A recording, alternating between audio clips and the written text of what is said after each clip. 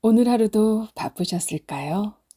책을 펼 여유도 없을 때 소리로 전하는 얘기에 귀 기울여 주실래예?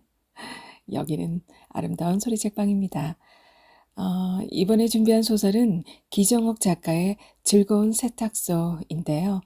2004년 경인일보 신춘문예 당선작입니다. 소설 속으로 들어가 볼까요? 즐거운 세탁소 기정옥.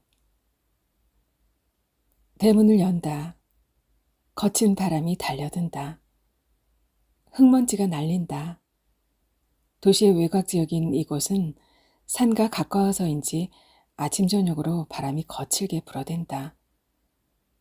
문을 닫고 절뚝거리며 신장로를 걷는다. 신장로 옆에 논에는 벌써 벼들이 누렇게 익어가고 있다. 군데군데 이미 벼를 베어낸 곳도 있다.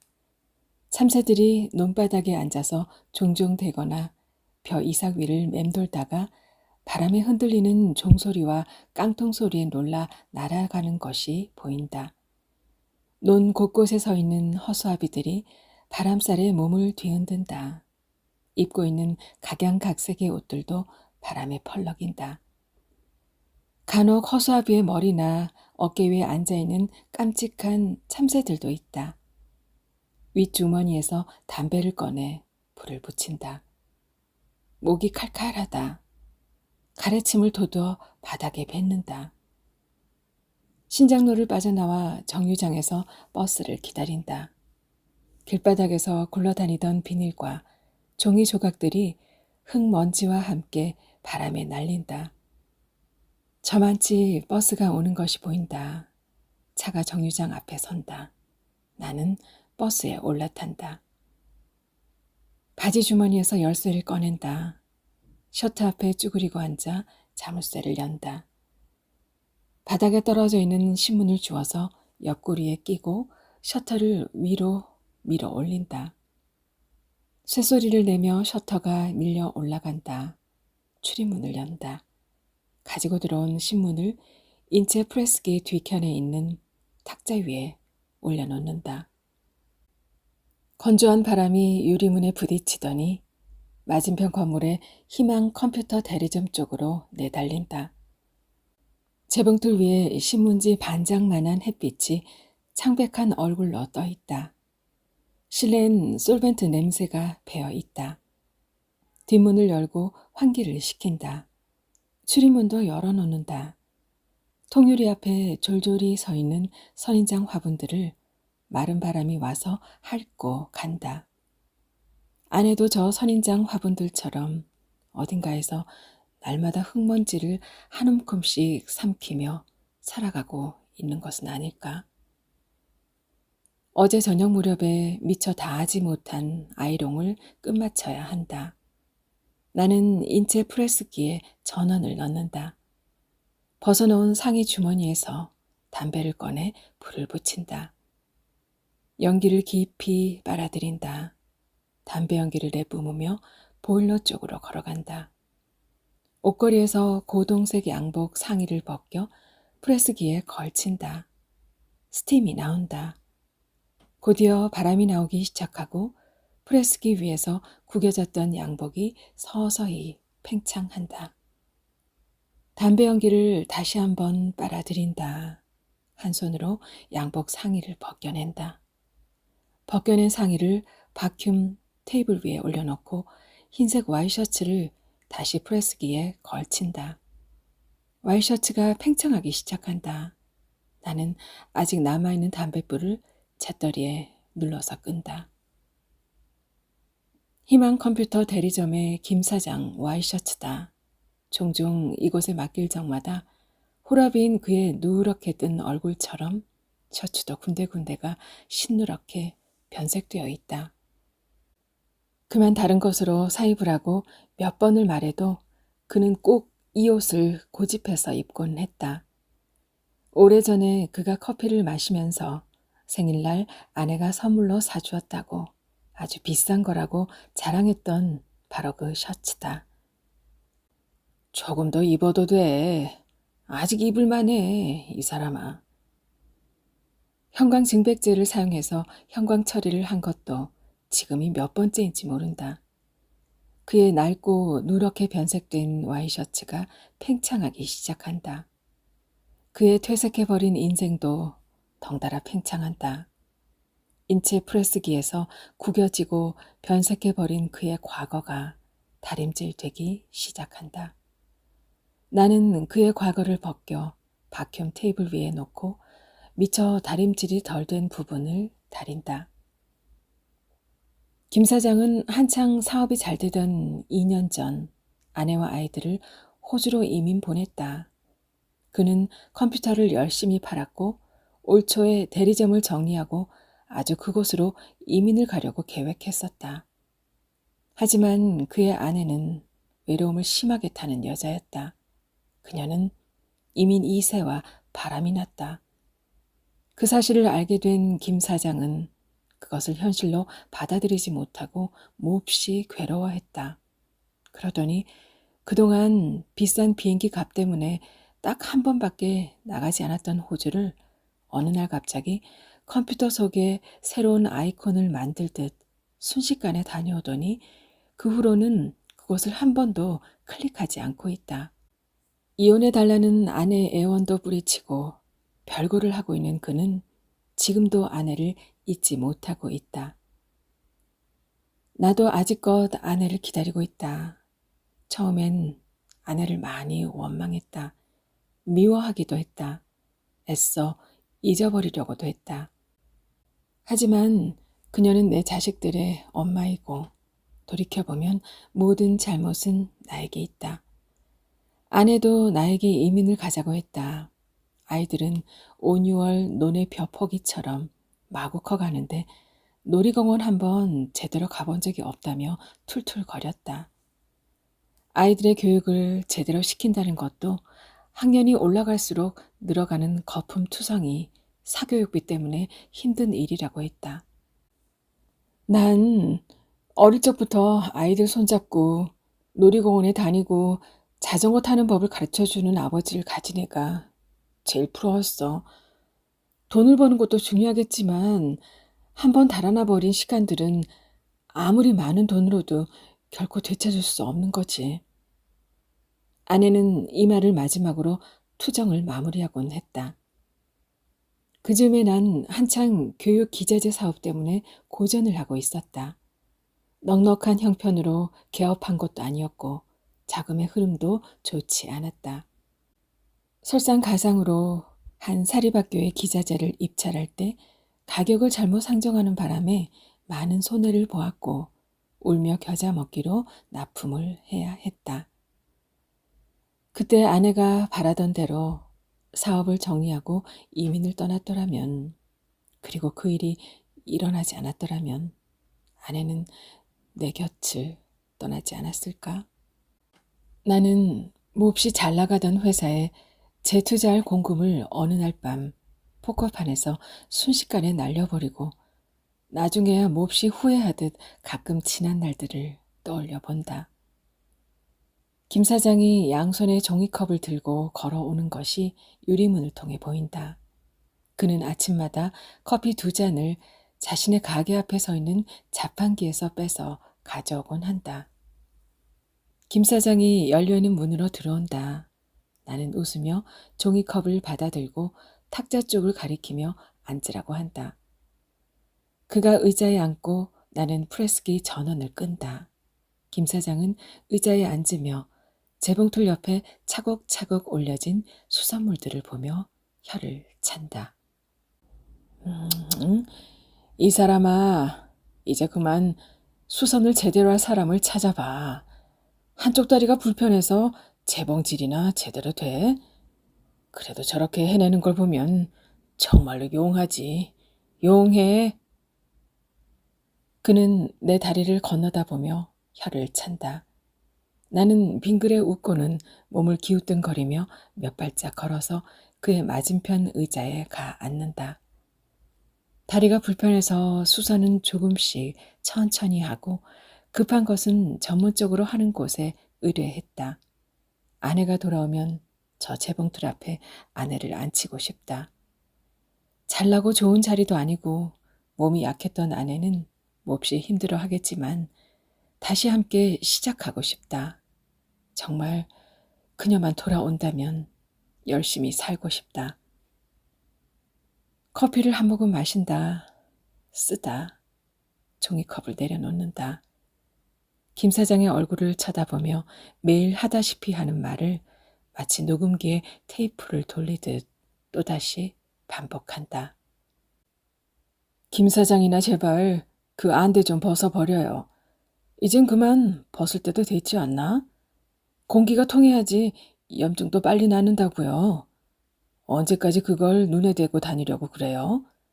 가뜩이나 경기도 좋지 않아 힘이 드는데 눈병인 줄로 오해하고 가게 안으로 들어올 사람들도 안 들어오겠어요. 김 사장은 머쓱해하며 종이컵을 내려놓고 건너편의 스타 미용실과 희망 컴퓨터 대리점 쪽을 힐끔 쳐다본다. 그리고는 항상 그렇듯이 안대를 한번 퉁겼다 놓으며 말한다. 미스지와 김 기사가 있는데 뭘. 어제도 안과에 다녀왔는데 아직까지도 염증기가 조금 남아있다는구만. 참, 뭐 하는 수 없지. 어찌된 일인지 김 사장의 눈은 호주에 다녀온 후에 발병해서 아직까지 깔끔하게 낫지 않고 있다. 안대를 떼어내버려야 빨리 낫는다고 얘기를 할 때면 세상을 반쪽만 믿으라는 발장가 봐. 라고 중얼거리면서 상관하지 말라고 했다. 아무튼 그는 항상 안대를 하고 다닌다. 우리는 아무 말 없이 종이컵을 감싸쥔다. 커피 맛은 여전히 씁쓸하다. 김 사장이 한마디 한다. 아니, 커피 맛이 왜 이리 써? 이 사람들이 설탕을 넣지 않고 간 거 아니야? 자판기 관리를 하려면 똑바로 해야지. 나는 커피가 쓴 것이 아니라 김 사장의 지나가 버린 어제가 이제는 더 이상 달콤하지 않은 것뿐이라고 말하고 싶다. 하지만 묵묵히 종이컵만 내려다본다. 커피를 다 마시고 나니까 컵 밑바닥에 녹담한 설탕들이 엉겨 있다가 제 모습을 드러낸다.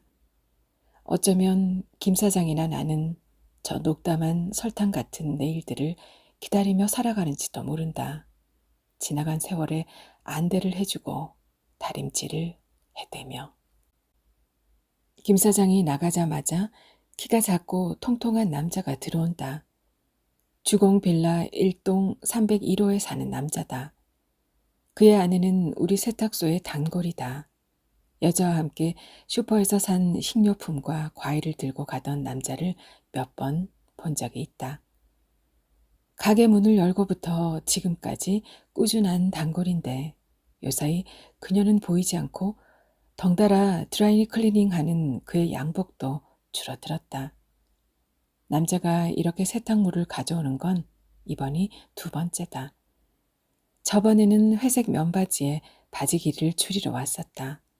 처음 보는 면바지였다. 그는 검정색 면바지에 허리를 잡고 이 바지단 좀 줄여주실라요잉? 거기 접어준 데까정 줄이면 될 것이요잉? 한다. 남자의 심한 사투리에 그의 안에 세련된 서울 말씨가 생각난다. 행방이 궁금하다. 사모님께선 어디 가셨나요? 라며 운을 때 본다. 아, 우리 마누라요? 담배 있으면 한 대만 줘볼라요? 남자가 담배를 한 모금 빨아들이더니 한숨을 쉰다. 사실은 요번에 지가 하던 사업이 잘못돼 불어서 그만두게 되어버렸대요. 건축이라는 것이 점점 사양길이 되어버렸잖소.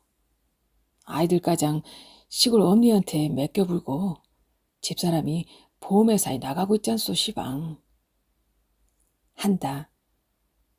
예, 보험회사요. 나는 고개를 들어 남자의 얼굴을 쳐다본다. 남자는 다시 한번 담배를 빨아대더니 근데 예나 지금이나 여자가 밖으로 나댕기면 집안 꼴이 안 되더만요. 허, 참. 하며 뒤통수를 긁적인다. 나는 웃으며 바지 길이를 가늠해 본다. 그는 담배를 재떨이에 눌러 끄고 밖으로 나간다. 재봉틀 앞에 앉는다. 위시를 검정색으로 바꾼다. 전원 스위치를 넣는다. 모터가 돌아가기 시작한다. 남자의 바지에 초크로 표시를 한다. 사람들은 유난히 길거나 폭이 맞지 않은 바지 같은 현실에 맞춰서 자신을 재단해가며 살아가고 있는 것은 아닐까? 초크로 표시한 부분을 가위로 잘라낸다. 잘라낸 바지 길이만큼이나 그의 희망도 줄어들었을 것만 같다. 어쩌면 그의 잘려나간 바지 길이만큼이나 그의 아내의 소망도 조금씩 잘려나가고 있을는지 모른다. 그의 재단되어 버린 현실을 재봉틀의 노루발 밑에 끼워 위치를 잡는다. 나는 짧아져 버린 그의 소망을 왼쪽 손바닥으로 고정시키고 천천히 재봉틀의 발판을 밟기 시작한다. 아이롱을 얼추 끝내놓고 바큐um 테이블 옆에 놓여있는 의자를 끌어다 앉는다. 소방도로 건너편 금양상가 옆엔 주공빌라 5동이 줄지어 서 있다. 빌라들의 옥상 위에 놓여있는 노란색 물탱크가 선명한 색상을 뿜어내고 있다. 드라이클리닝 기계만한 물탱크들 사이사이로 오랜만에 새파랗게 높은 하늘이 각진 얼굴을 내밀고 있다. 군데군데 떠있는 연한 회색 구름을 휘저 놓으며 새들이 어딘가로 날아가고 있다. 사람들은 바람이 다소 잠잠해진 거리를 느린 걸음걸이로 걷고 있다. 아이롱을 하다가 불편한 다리 때문에 힘들어질 때면 의자에 앉아 쉬기도 한다. 그럴 때면 유리문을 통해 거리를 지나다니는 사람들을 바라본다. 이렇게 무연히 밖을 내다보고 있으면 이따금 사람이 아니라 허수아비들이 걸어다니고 있는 듯한 느낌이 들기도 한다. 우리는 보이지 않는 손에 의해 만들어진 허수아비가 아닐까? 추수가 끝나버린 황량한 논에서 거친 비바람에 몸을 뒤흔드는 허수아비. 통유리를 바투대고 빨간색 스커트를 입은 허수아비가 지나가고 흰색 면바지를 입은 허수아비가 지나간다. 건너편 보도블록엔 검정색 모바지를 입은 허수아비가 분홍색 투피스를 입은 허수아비와 함께 나란히 걸어가는 것이 보인다.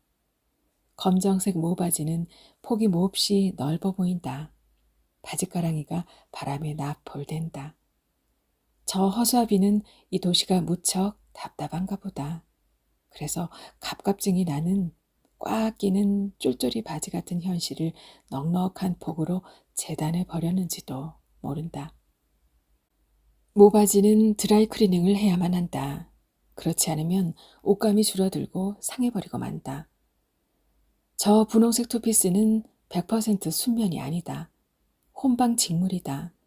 아마도 순면 50%와 폴리에스테르 50%의 혼방 직물일 것이다.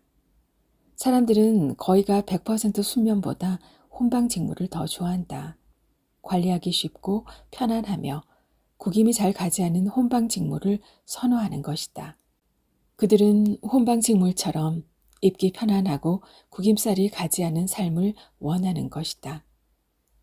종종 사람들의 삶도 옷감 같다고 생각한다. 보이지 않는 손에 의해 직조된 폴리에스테르나 순면이나 순모 같은 옷감, 그 옷감으로 만들어진 옷들을 걸치고 살아가는 허수아비들. 깡마른 몸피에 걸쳐져 있는 그들의 닳아지고 낡아가는 드라이클리닝 같은 삶, 물빨래 같은 삶. 사람들은 마음속에 세탁소를 하나씩 가지고 싶어하는 것은 아닐까? 그들은 이따금씩 이곳에 들러 자신들의 지나버린 시간과 추억들을 드라이클리닝 하거나 물빨래를 하면서 살아간다. 나는 거리를 걸어가고 있는 양복 한 벌이나 투피스나 원피스 따위를 보면서 나와 아내는 어떤 옷감 같은 인생일까 문득문득 생각해보곤 한다. 긴 생머리의 여자가 출입문 앞에 쪼그리고 앉아서 선인장을 내려다보고 있다. 처음 보는 여자는 아니다. 낯이 익다. 한 달 전부터 가게 앞에 졸졸이 서 있는 선인장 화분들을 길을 가다가 멈춰서서 내려다보던 바로 그 여자다. 여자는 흰색 스웨터에 청바지를 입었다. 한참 동안 넉나간 표정으로 내려다보다가 가시들이 돋아있는 몸통을 만지작거린다. 그러더니 순식간에 손가락을 입안에 넣고 빤다. 가시에 찔린 모양이다. 절룩거리며 뛰어나가 여자의 입속에 있는 손가락을 낚아채서 얼마나 많이 찔렸나 확인해보고 싶다. 여자의 여리고 가느다란 손가락을 살펴보고 깊숙이 박혀있는 뾰족한 가시들을 단번에 뽑아내버리고 싶다. 하지만 나는 가만히 앉아 있는다. 여자가 문을 열고 들어온다. 왼쪽 팔뚝엔 원피스가 걸쳐 있다. 나는 자리에서 일어난다. 여자는 머뭇거리며 드라이 클리닝을 맡기려고요. 건너편에 주공빌라로 이사를 왔어요. 라고 말하며 옷을 바큐um 테이블 위에 올려놓는다. 나는 예 라고 응대하며 옷을 보일러 옆 스테인레스 봉에 걸쳐 놓는다. 드라이 클리닝 할 옷들을 이곳에 모아두었다가 한꺼번에 한다. 여자가 입고 있는 흰색의 스웨터 같은 하얀색 이를 드러내며 잠깐 웃었던가? 나는 아까 가시에 찔린 곳은 어떠십니까? 괜찮으세요? 라고 물으며 여자의 얼굴을 살펴본다. 여자의 얼굴이 너무 환해 나는 고개를 돌린다. 여자는 괜찮다고 아주 조그만 목소리로 말한다. 선인장의 가시를 아주 좋아하죠. 전 저 가시를 하나씩 제 피부 속에 심고 싶어요. 얼굴을 돌려 여자의 얼굴을 바라본다. 갑자기 형광등이 깜빡거린다. 램프를 갈아야 할 때가 되었나 보다. 깜빡거리는 형광등 때문일까? 여자의 얼굴은 더 이상 환하지 않다. 눈 밑에 실밥 같은 주름과 검은 주근깨가 선명하게 도드라져 보인다. 다시 형광등이 깜박거린다. 전 아주 날카로운 가시로 만든 갑옷이 하나 있었으면 좋겠다고 생각했어요. 여자가 문을 열고 나간다. 나는 사다 놓았던 형광등 램프를 어디에 뒀는지 도무지 기억이 나지 않아 잠시 멍하니 서 있는다. 아내는 신혼 초부터 내가 귀가할 때까지 잠을 자지 않았다. 사업 초기에도 힘들게 영업을 해야 하는 나를 기다리며 온 집안의 불을 다 켜놓았다. 그건 아내의 오래된 버릇이었다. 아내는 어릴 적 집에서 혼자 엄마를 기다리듯 나를 기다렸다. 미리 자라고 아무리 얘기를 해도 소용이 없었다. 한 달이면 보름이 넘게 밤을 꼬박 새우고 들어오는 당신 때문에 우리 집의 형광램프는 다른 집보다 훨씬 더 자주 갈아주어야 해. 아내는 식탁 의자 위에 올라서서 형광램프를 갈아 끼우며 짜증 섞인 목소리로 말하곤 했다. 아이들이 생기면 나아지겠지라고 생각했지만 마찬가지였다. 무난 동료로 홀어머니 밑에서 자란 아내는 혼자 있는 것을 아주 싫어했다. 그렇다고 사람들을 너무 좋아해서 죽고 못 살아 하는 성격은 더더군 아니었다. 다만 이따금 가슴이 답답하다고 하소연을 하기는 했다. 병원에 가보라고 하면 별거 아니라고 신경 쓰지 말라고 했다. 아내는 아이들이 생기자 하나하나 챙겨주고 보살펴주는 것을 버거워했다. 두 아이를 키우는 것을 힘들어했고 아이들에게 매를 자주 트는 것 같았다. 그날 백색 형광등 불빛 아래서 실핏줄이 터진 빨간 눈으로 노려보던 아내.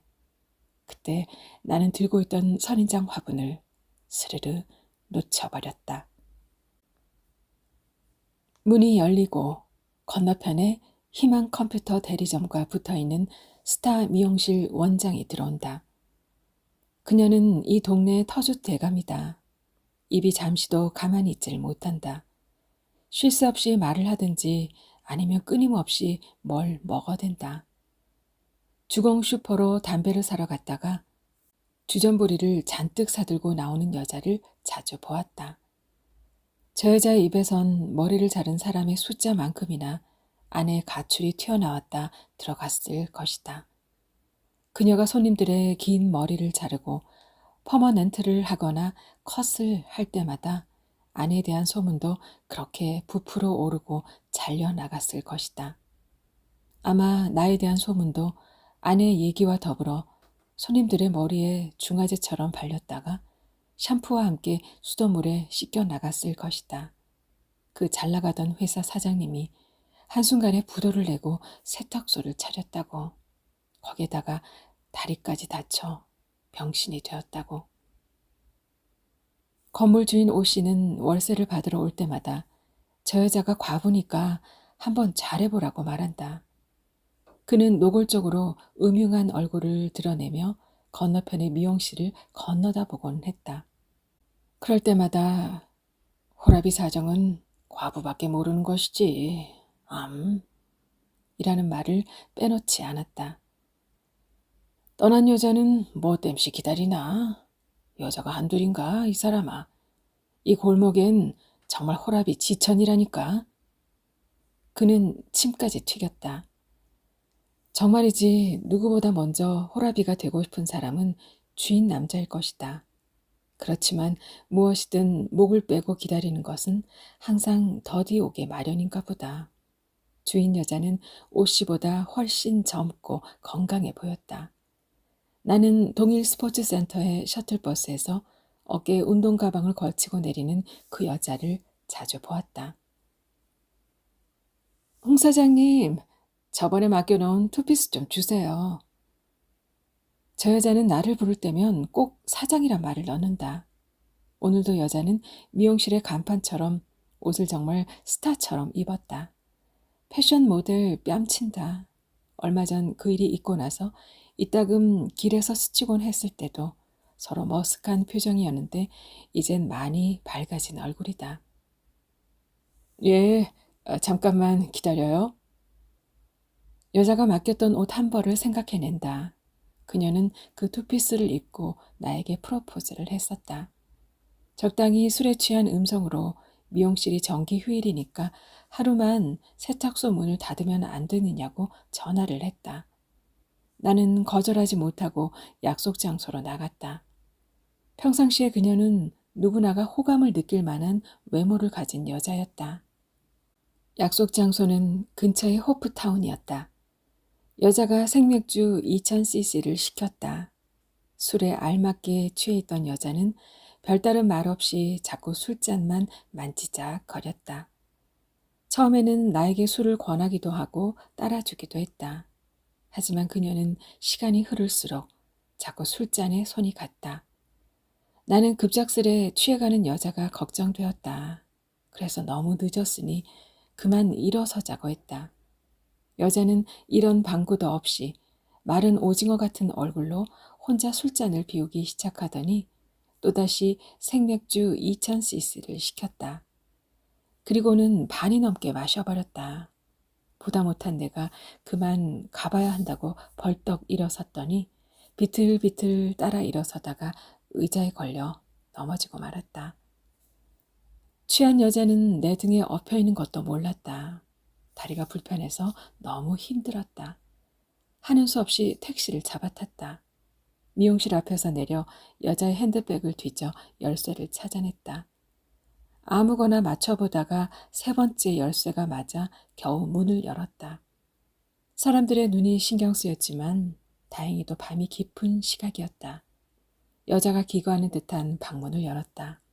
혼자 사는 여자의 방에서는 그런 냄새가 난다는 것을 나는 그때 확실하게 알았다. 향기라고나 할까, 아니 채취라고 해야 할까? 아무튼 갑자기 정신이 까무룩해지는 것 같았다. 오랜만에 맡아본 여자 냄새였다. 여자의 방은 아담했다. 좁은 방인데도 있을 건 다 있었다. 5자나 될 듯한 장롱 옆에 하얀색 화장대가 얌전하게 앉아 있었다. 나는 방문을 열어놓고 소파에 축 늘어져 있는 여자를 일으켜 세웠다. 여자는 전혀 일어설 기미가 없었다. 그냥 놔두고 가버릴까 하다가 밤기운이 너무 차다는 생각에 여자를 다시 끙끙거리며 업어서 방에다 눕혔다. 발을 돌리는데 거짓말처럼 여자가 나를 불렀다. 홍 사장님. 나는 화들짝 놀라 뒤를 돌아다 보았다. 거짓말처럼 여자는 눈을 반짝 뜨더니 느린 몸짓으로 일어나 앉았다. 여자에게서는 술 냄새가 났다. 나는 뒤통수를 새총으로 한 방 맞은 듯한 얼굴로 여자를 내려다 보았다.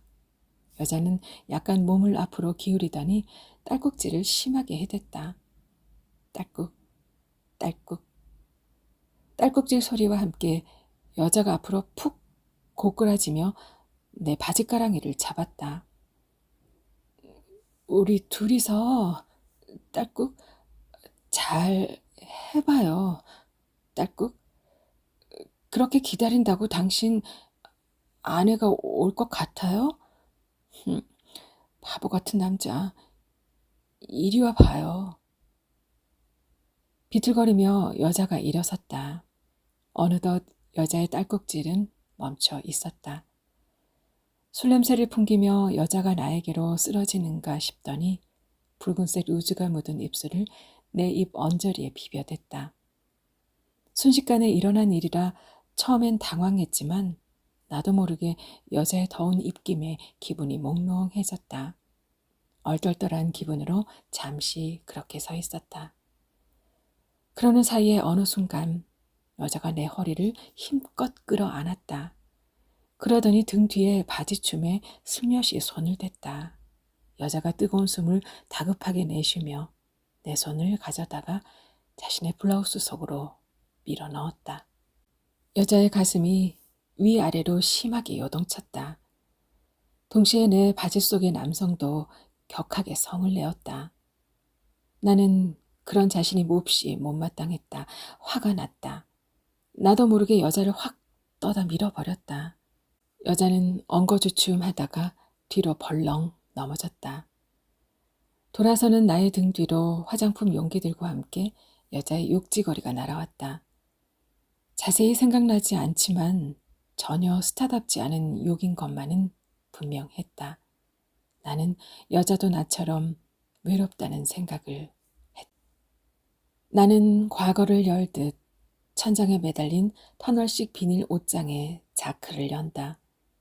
스테인레스 봉에는 무수히 많은 옷걸이들이 비닐 커버 안에 옷을 넣은 채로 걸려 있다. 우리는 옷걸이에 매달려 있는 저 양복 한 벌이나 원피스가 아닐까? 허수아비들은 현실이라는 저 옷걸이에 매달려 서로의 등허리를 바라보며 외롭고 고단한 하루하루를 견뎌내며 살아가고 있는 것이다.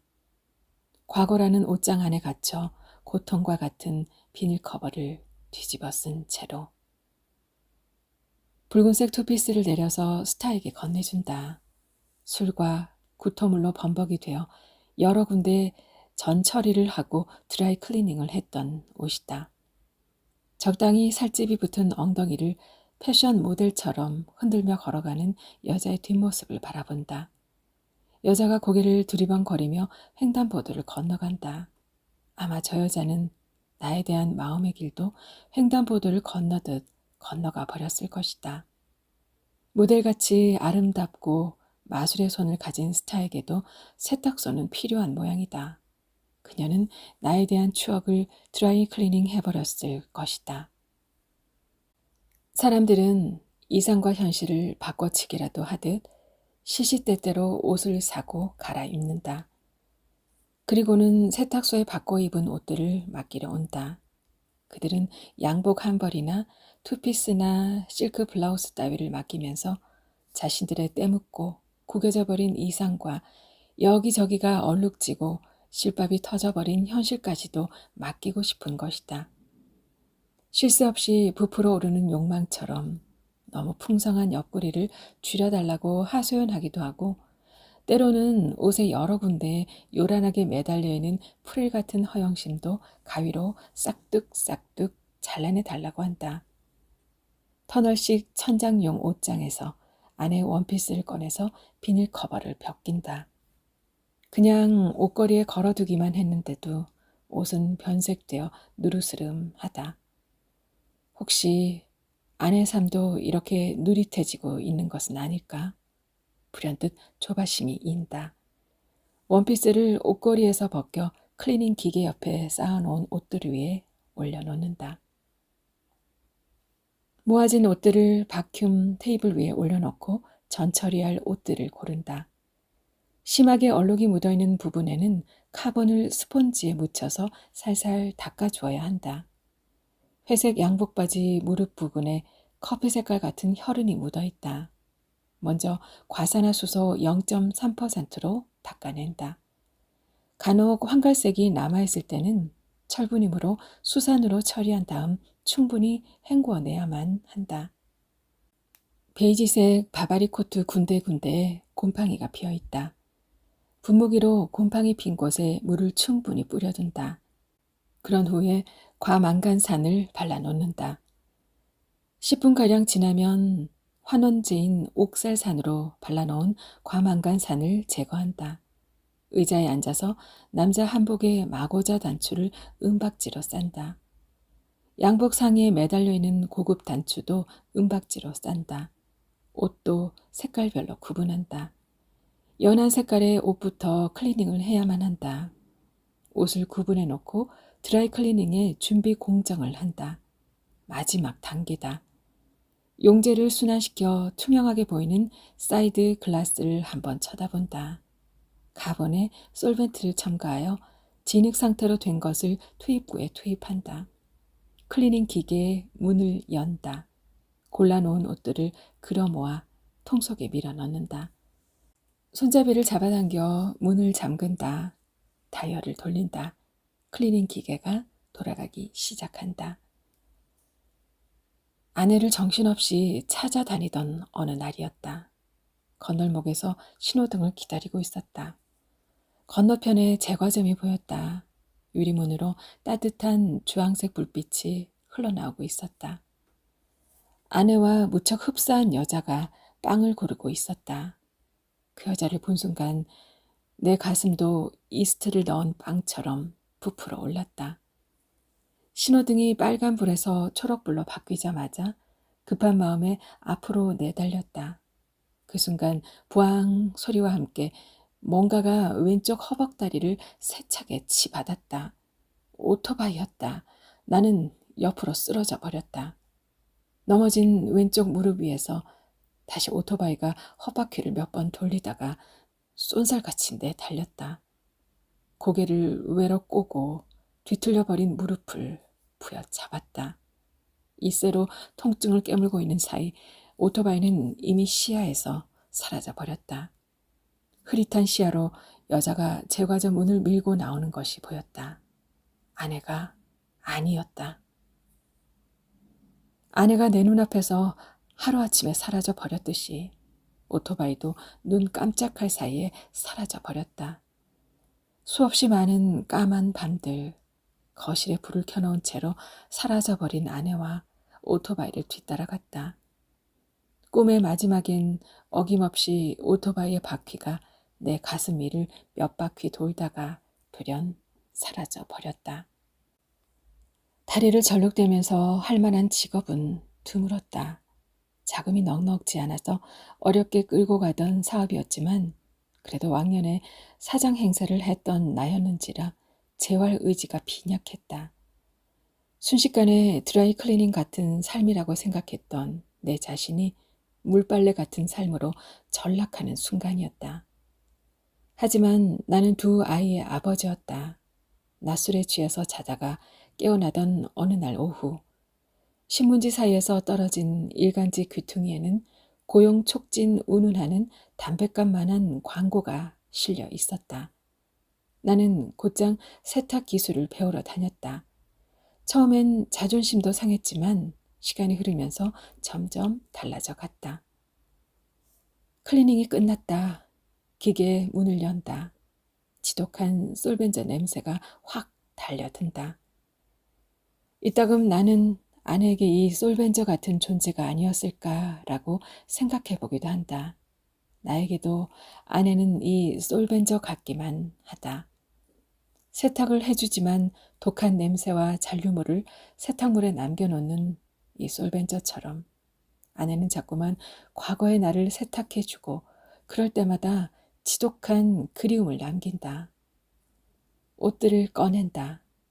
바큐um 테이블 위에 올려놓고 옷걸이에 하나씩 걸치기 시작한다. 마지막으로 남학생의 체크무늬 교복 바지를 집게 옷걸이에 걸친 후 밖으로 나온다.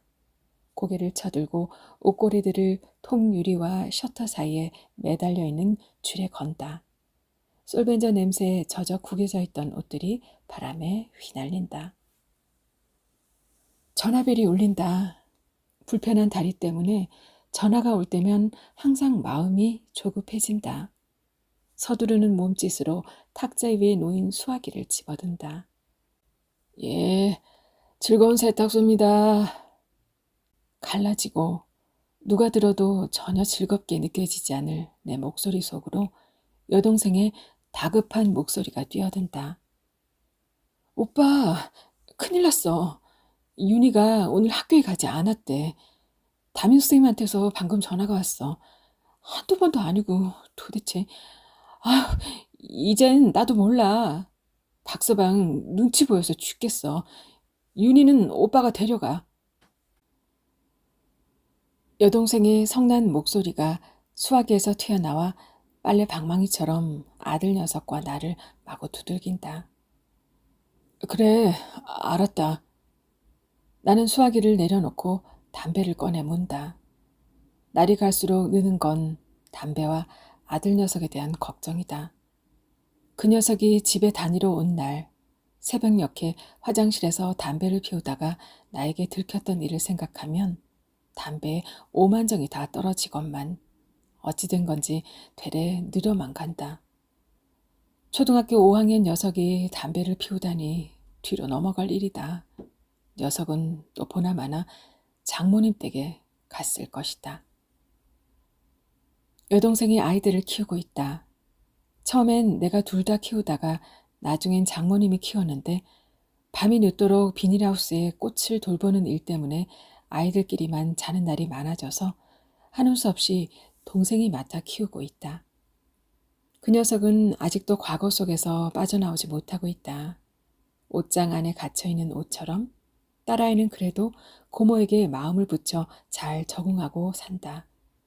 밤에 자기 전에 자주 우는 것만 빼고는 나와 아이들은 언제쯤이나 과거라는 옷장의 문을 왈칵 열어젖히고 현실로 뛰쳐나올 수 있을까. 바람이 조금씩 거칠어진다. 비가 오려나 보다. 바람이 잦아지고 거칠어지면 곧이어 비가 내리곤 했다. 통유리 너머로 밖에 걸어놓은 옷들이 펄럭거리는 것이 보인다. 아내도 어딘가에서 저 옷걸이에 걸리는 옷들처럼 자신을 현실에 잘 매달아 놓고 살아가고 있을까. 커튼 뒤에 놓여있는 싱크대로 간다. 수납장 문을 열고 밑이 넓은 플라스틱 그릇을 꺼내 수돗물을 받는다. 그릇을 들고 밖으로 나온다. 아내는 선인장 화분에 단 한 번도 물을 주지 않았다. 발을 절룩거릴 때마다 그릇에 가득 찬 물이 출렁거린다. 출입문 앞에 세워진 선인장 화분들에 물을 주기 시작한다. 성게 선인장, 둥근 선인장, 개발 선인장. 언젠가 화분을 물끄러미 내려다보다가 종류가 달라서 갑자기 궁금증이 생겼다. 백과사전을 찾아보았다. 아내가 화분들을 사왔을 때 나는 왜 그것들의 이름조차도 궁금해하지 않았을까? 단지 지나가 버린 일들은 다 후회가 되기 마련이기에 이제서야 그 생각이 나는 걸까? 자그마한 화분들은 정확하게 13개다. 아내는 집을 나갈 때 선인장들을 화분에서 죄다 뽑아놓고 갔다. 화분을 던지기도 했는지 몇 개는 깨져 있기도 했다. 그때 아내는 셀 수 없이 많은 선인장의 가시에 손가락을 찔렸을 것이다. 그 즈음 아내는 생활비도 제대로 가져다 주지 못하는 나를 조금씩 무시하기 시작했다. 사실 나는 자신도 이해할 수 없으리만치 자신감이 점점 사라져갔다. 어릴 적부터 앞에 나서지 못하고 내성적이었던 나는 욕심이 많고 남에게 지기 싫어하는 어머니의 눈에 차지 못하는 아들이었다. 완벽한 형과 달리 매사에 지적과 멸시를 받고 자란 나는 어머니의 말대로 정말 한심한 놈인지도 모른다는 생각을 어쩌다 가끔 하기도 했다. 하지만 아내까지 그런 눈빛을 보일 때면 정말 견디기 힘들었다. 내향적인 나지만 술을 마시면 무서운 것이 없어졌다. 대담해지고 난폭해졌다. 아내가 날 멸시한다는 느낌이 들자 어머니한테 느꼈던 모멸감까지 되살아났다. 술이 조금씩 늘어갔다. 내 자신을 제압하기가 점점 힘들어졌다. 술을 마시고 나면 속에서 아주 날카롭고 강한 가시들이 하나둘씩 돋아났다. 나는 점점 술에 빠져들었고 내 속의 가시들도 조금씩 자라가기 시작했다. 선인장에도 물을 주나요? 나는 귀에 익은 목소리에 허리를 펴고 고개를 든다. 하얀색 스웨터를 입은 여자가 나를 내려다보더니 출입문 앞에 계단에 걸터 앉는다. 그렇죠. 가끔 주어야 해요. 많이 주면 뿌리가 썩어서 안 되지만요. 아내는 자신의 뿌리가 썩어버릴까봐 나를 떠나고 싶어 했을지도 모른다. 그녀가 그토록 100% 순면처럼 습기를 싫어했던 까닭도 그것 때문인지도 몰랐다. 그렇군요. 뿌리가 썩는군요. 전 물을 무척 좋아하는데. 남편은 술을 좋아했어요. 결혼한 그날부터 술을 입에 달고 살았죠. 시어머니도 알코올 중독이었대요. 대대로 그랬다고 시누이가 그러더군요. 내가 술 냄새가 싫어 고개를 돌리고 자면 손찌검을 했어요. 술을 마시지 않을 땐 몹시 착한 사람인데 날이 갈수록 술을 더 좋아했죠. 거기에다가 의처증까지 생겼고 난 남편에게 맞는 게 너무 싫었어요. 하지만 참았죠. 아이가 있었으니까요. 그렇지만 아이가 자랄수록 남편의 손찌검은 점점 더 잦아졌죠. 칼까지 들이대며 설쳤어요. 아이를 놔두고 도망쳤어요. 이번에는 너무 무서워서 견딜 수가 없었어요. 그런데 이젠 아이가 뾰족한 가시가 되어 절 마구 찔러대는군요. 그런데 제가 왜 이런 말을 하는지. 여자가 천천히 일어선다. 여자의 등 뒤로 세탁소 안에 비닐 옷장과 바큐um 테이블이 드문드문 보였다가 어스름 속으로 슬며슬며 사라진다. 바람이 더욱 거칠어지기 시작한다. 그릇을 싱크대 위에 올려놓는다. 옷걸이에 걸려있는 원피스에 비닐 커버를 씌워서 여자에게 건네준다. 여자가 돈을 지불하고 등을 돌린다. 잠깐만요. 내 목소리에 여자가 고개를 돌린다. 출입구로 가서 개발 선인장 화분 하나를 들어 올린다. 선인장엔 어느덧 꽃망울들이 맺혀 있다. 나는 개발 선인장을 여자에게 안겨준다. 그 전날 심하게 구타를 당한 아내는 비슬거리며 밖으로 나가 선인장 화분 하나를 사왔다. 아내에게 손찌검을 한 다음 날이면 어김없이 선인장 화분이 하나씩 늘어났다. 난 아내가 꽃가게를 하는 장모를 닮아 화분들을 좋아하기 때문에 그러려니 생각하고 말았다. 사려면 예쁜 꽃들이나 살 것이지. 가시초성인 선인장만 사는 이유가 뭐냐고 몇 번 얘기했지만 조금씩 말이 없어진 아내는 대답도 하지 않았다. 현관 옆에 신발장 위에는 선인장 화분들이 하나하나 늘어갔다.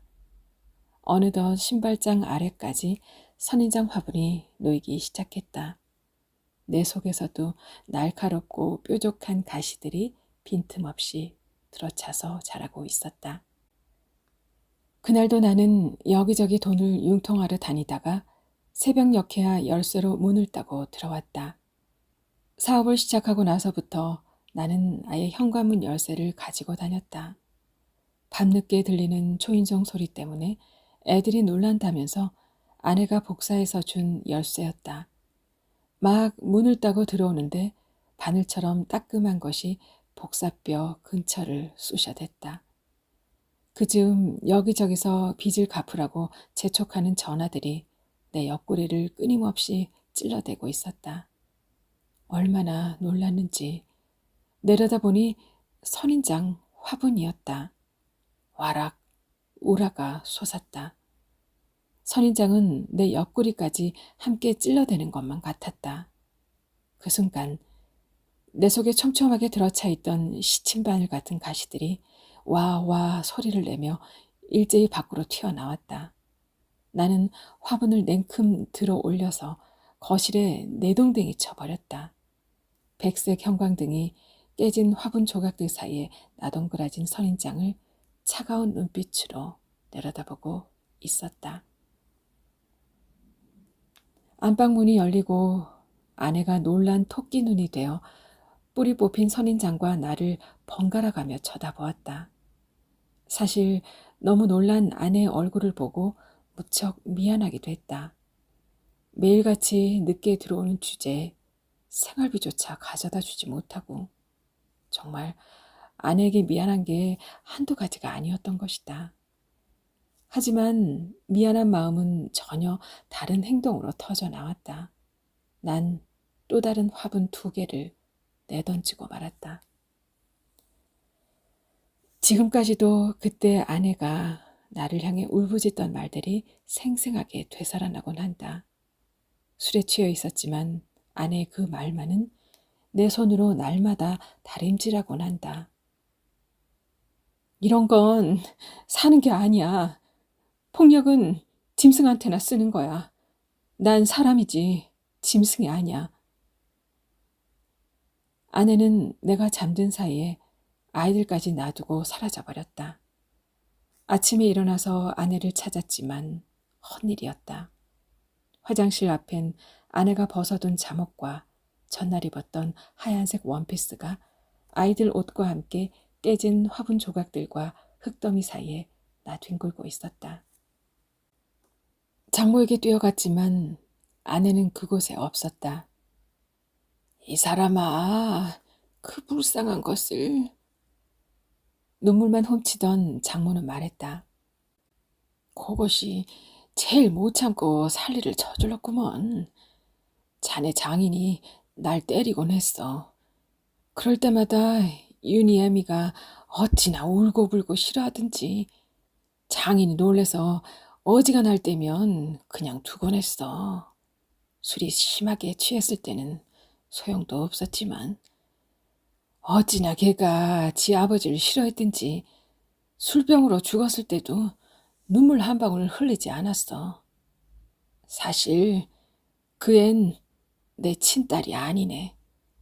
자네한테 미리 말 안 한 건 정말로 미안하네만 언니가 달랑 그거 하나만 남기고 죽었을 땐 결혼도 안 하고 그것만 바라보고 살려고 했지. 다 잘 키우지 못한 내 잘못이네. 안으로 들어온 나는 형광등의 스위치를 올린다. 형광등이 제멋대로 몇 번 깜빡거리다가 불이 나가버린다. 어두컴컴한 가게 안에서 의자에 앉은 채로 통유리를 통해 밖을 내다본다. 굵은 빗방울들이 통유리에 부딪히며 흘러내린다.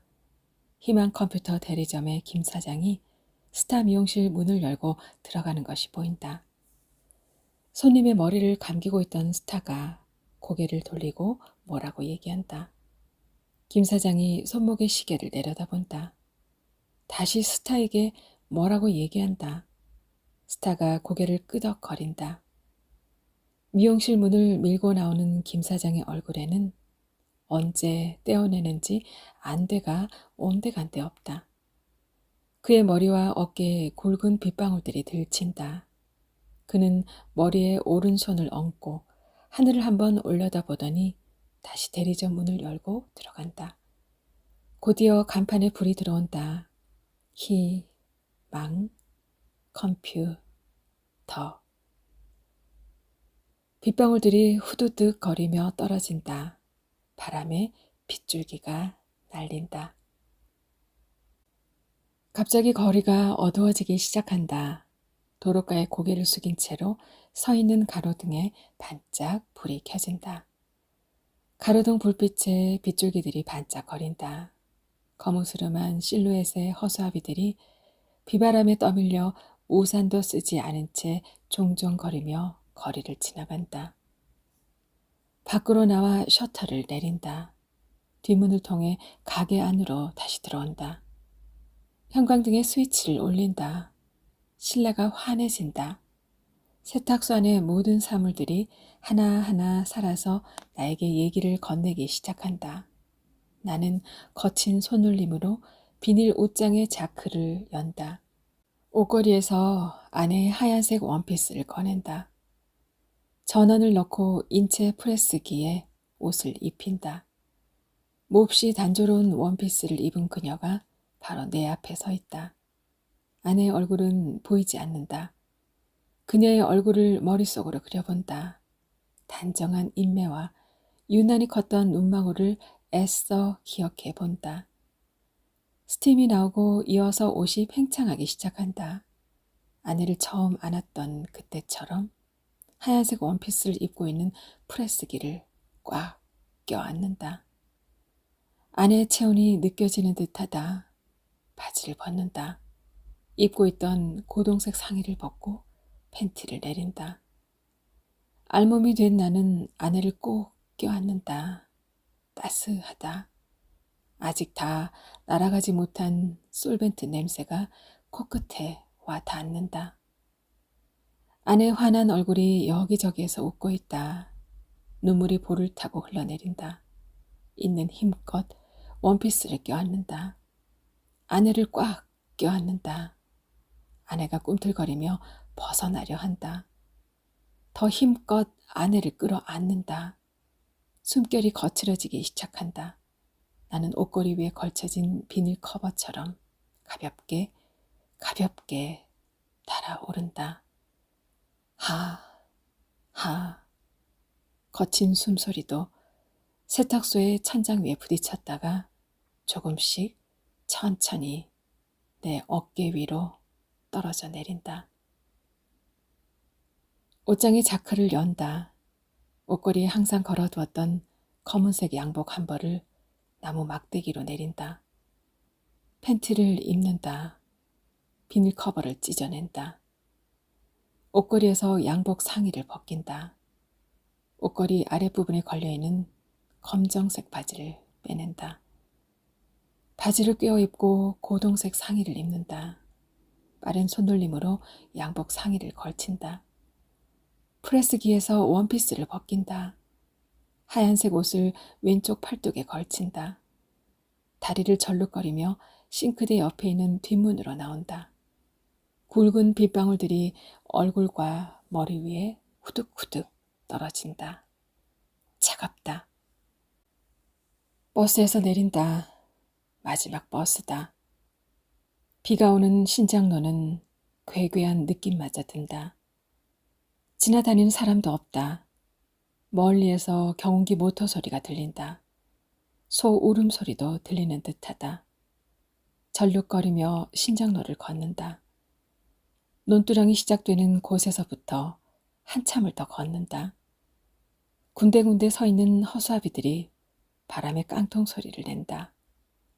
비바람에 옷이 젖은 허수아비들은 깡마른 몸으로 양팔을 벌린 채 서 있다. 바람에 날렸는지 모자도 없다. 논두렁을 건다. 별을 베어내버린 논으로 걸어간다. 논 중앙에 허수아비가 서 있다. 비와 바람에 시달려 서일까. 허수아비는 왼쪽으로 비스듬히 기울어져 있고 한쪽 팔조차 부러졌다. 나는 허수아비 앞으로 걸어간다. 부러진 한쪽 팔을 곧게 펴준다. 원피스의 뒤에 잘린 자크를 열고 허수아비의 머리에 씌운다. 허수아비가 하얀색 옷을 입기 시작한다. 빗줄기가 점점 굵어진다. 양복이 순식간에 젖어버린다. 흰색 원피스를 입은 허수아비 옆에 서서 양팔을 벌리고 하늘을 올려다본다. 검은 하늘에서 수없이 많은 비 알갱이들이 얼굴과 어깨 위로 뛰어내린다. 맞은편에 옷을 바람에 날려버린 허수아비 하나가 맨몸으로 비를 맞고 서 있다. 기정옥 작가의 즐거운 세탁소 잘 들으셨을까요? 하루의 끝입니다. 마음을 어루만져줄 한 권의 책이었을까요? 언제 어디서나 들을 수 있는 나만의 오디오북. 여기는 아름다운 소리 책방입니다.